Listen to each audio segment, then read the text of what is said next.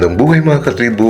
Welcome back to my channel! Before we dive into our video, shoutout sa lahat ng silent viewers, sa lahat ng OFWs, at sa lahat ng mga sumusuporta kay Katribo. Thank you so much for all the love and support. To all the newbies in this channel, kindly give me at least 2 days before I can get back to you. And if you happen to pass by my channel, please consider subscribing and hit that notification bell so you won't miss my upcoming videos. So stay tuned and enjoy watching!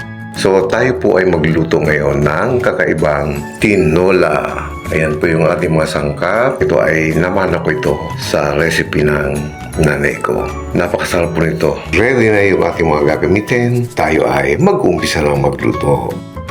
Nilagay na po natin yung ating ginger, lemongrass, of course, yung ating garlic and onions.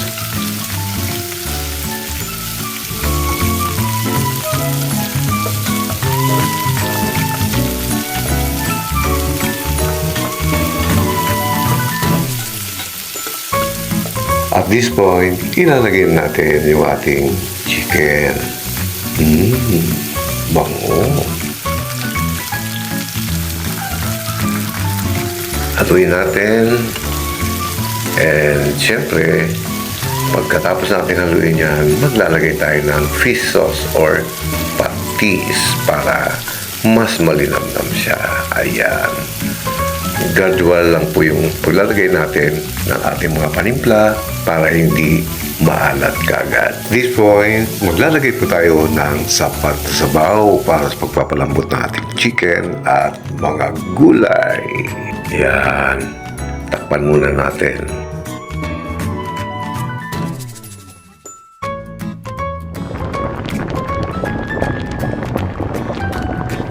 Kumukulo na. Magdadagdag po tayo ng chicken cubes para may extra lasa siya or mas maging malinamnam yung ating niluluto. And since matigas yung kalabasa, kaya siya ang una nating nilagay para sabay na silang lumambot ng ating chicken.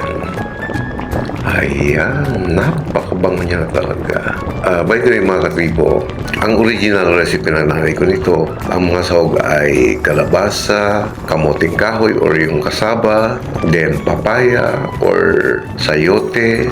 Yun yung magulay na sahog. Pag merong kasaba, medyo malapot yung kanyang sabaw.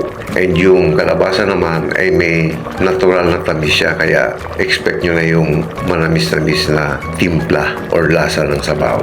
Yan, nilagay na po natin yung ating talong at hahayaan muna natin siya kumulo at least 2 to 3 minutes. Kaya tatakpan muna natin siya.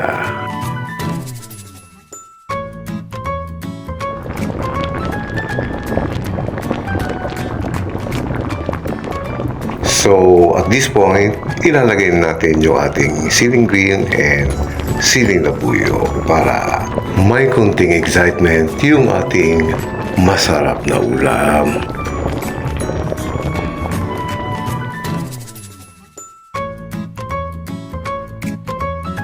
So, ayan po mga katribo, nilagay na rin natin yung talbos ng kamote. Pasensya na po kayo at hindi na masyadong sariwa, pero siyempre gulay pa rin naman yan.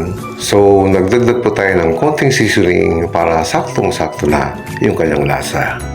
Nako, may kumakatok pa. Sino yan? Bro, pogi dati. O, ka, pasok ka. Pasensya na po kayo. Hindi kompleto yung gulay na sahog kumpara doon sa luto ng nanay ko. Anong time para pumunta sa palengke. Kaya kung ano yung nakita ko sa ref, yun na lang ang ginawa kong replacement. Ang galing mo talagang tumiming. Oh, narigaw ka na naman. Hindi, magtatanong na sa anak ko tungkol sa paano magla-live. Ganun ba? O siya, mamaya na yan. Kumain muna tayo habang mainit pa yung sabaw. Ano bang gusto mong live?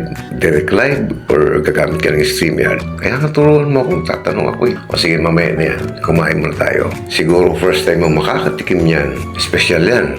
Ano bang special dito? Special yan. May halong metal yan. Ano mo ito pinagsasabi mo dyan? Kumain ka na lang muna at sabihin mo sa akin yung honest opinion mo tungkol dyan sa niluto ko. Kung masarap ba o hindi. Di ba? Okay, kung hindi ka nakasubscribe sa akin. Ano hindi? Mamaya, papakita ko sa'yo para maniwala ka. Baka mapahiya ka. Idol kita. Kaya gumawa ko ng channel. Sige, magkakaalaman mamaya. Kain muna tayo at lumalamig na isabaw. Huwag kang mag-alala, idol. Mamaya, sasabihin ko sa kanila yung totoong lasa ng luto mo. Sabihin ko sa harap ng camera. Unang subo para sa inyo mga katibo. Sarap to. Tikman natin.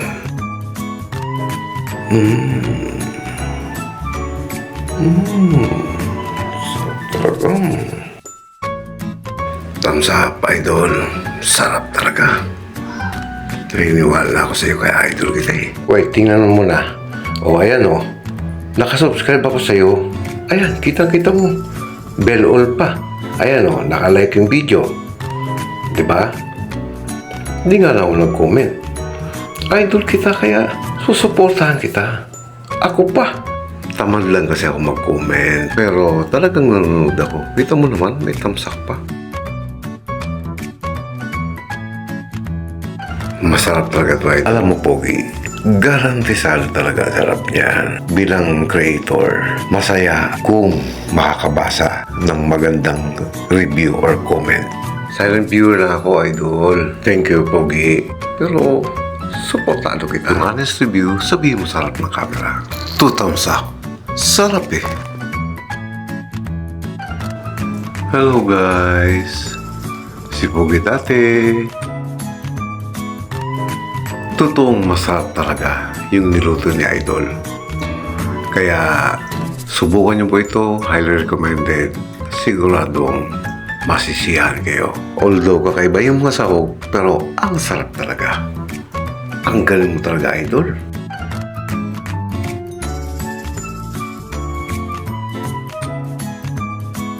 Oh, ano na? Hinahanap ko yung sinasabi mong mitanyan lang yan. Diyos ko, iilan lang yung laman ng mangkok, hindi mo pa makita. Hinahanap ko ba eh. Sirit ka na, halika rito. Ipapakita ko. Teka lang, Idol, nag-iisip na ako eh. Wala akong idea kung ano yun. Turo ko nga. O, Pogi, ito yun. Metalabasa. Metalbos ng kamote. At metalong. Sabi ko na, ginugudtay mo ng Idol eh. Pero alam mo, hindi na ako nagtataka kung bakit yan ang mga napili mong isahog. Bakit? Metal ka rin. Doon mo sabihin sa harap ng camera. Talaga.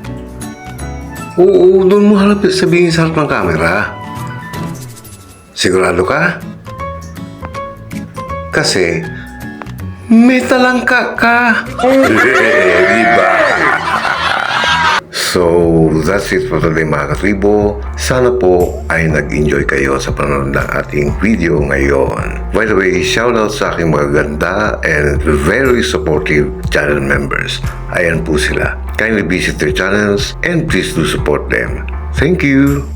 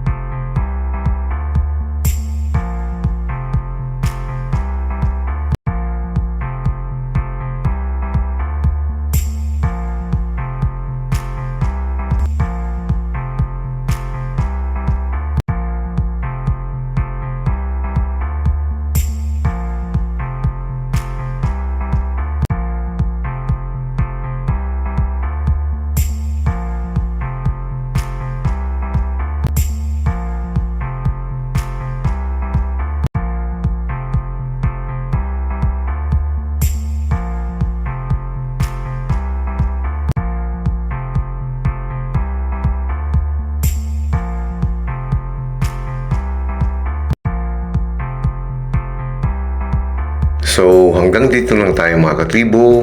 Muli po ang aking taos-pusong pasasalamat sa inyong muling pagsama sa akin ngayon at sa inyong patuloy na pagsuporta. Maraming salamat po. If you like this video, please like and share to your family and friends. Mag-iingat po tayong palagi sa ating pang-araw-araw na pakikipagsapalaran sa buhay para sa ating mga pamilya.